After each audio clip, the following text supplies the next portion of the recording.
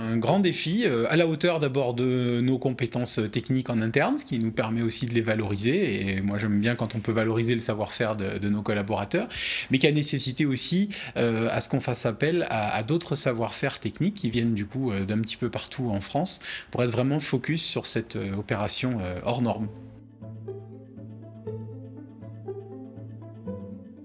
Je représente le groupement constitué de Melchior Démolition, Avenir des Constructions, un confrère démolisseur, Amiantec qui réalise tous les travaux de désamiantage et DB Centre qui réalise les travaux de curage. On a l'habitude d'avoir des groupements d'entreprises qui répondent. Ça permet en fait aux entreprises de plutôt se concentrer sur ce sur quoi ils sont spécialisés.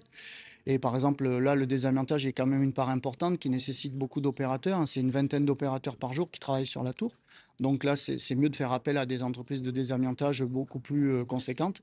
Et donc, les entreprises de démolition, souvent, co-traitent, en fait, se mettre en co-traitance avec ces entreprises de désamiantage pour pouvoir suivre au mieux l'opération.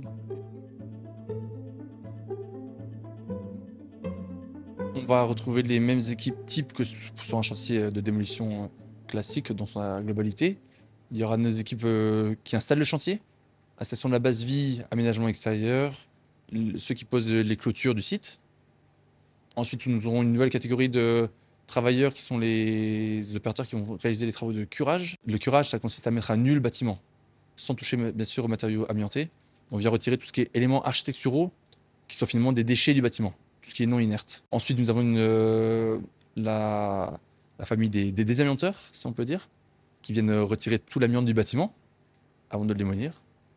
Ensuite, nous aurons l'équipe des démolisseurs, qui viendront, dans un chantier classique, préparer le bâtiment pour la démolition. Ici, ce sera des personnes qui seront chargées de réaliser les travaux de préparation avant ensuite la mise en place des explosifs, qui là seront ensuite réalisés par des artificiers. On a un pic quasiment à 40 hommes jour entre le désamiantage, le curage.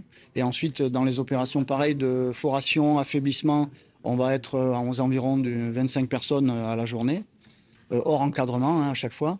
Et puis, au moment du chargement, la mise en place des explosifs, ça sera une vingtaine d'artificiers aussi qui seront là pendant quasiment une semaine pour mettre en place les charges. On a toujours de l'encadrement sur chantier qui est très expérimenté, avec du personnel d'entreprise, compagnons ou conducteurs d'engins qui sont également expérimentés. On complète également soit par du personnel intérimaire, du personnel local, implanté localement, et également aussi du personnel en insertion professionnelle. Nous avons une clause d'insertion professionnelle à accomplir, environ 1000 heures sur ce chantier, proportionnel à la taille du chantier. Or, ce personnel-là, il est formé auparavant par la société de travail temporaire qui les emploie. Et ensuite, ils ont bien sûr un accueil sur chantier par le chef de chantier, d'un point de vue sécurité et méthodologie de travail.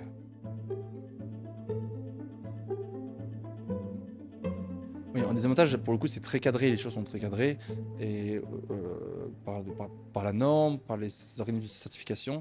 Ça peut être uniquement du personnel en CDI, formé, formé opérateur désamiantage, sous section 3, avec un suivi médical renforcé. Donc ça, on ne peut pas prendre ni de personnel local extérieur à l'entreprise, c'est forcément du personnel de l'entreprise. En l'occurrence, c'est l'entreprise Amiantec.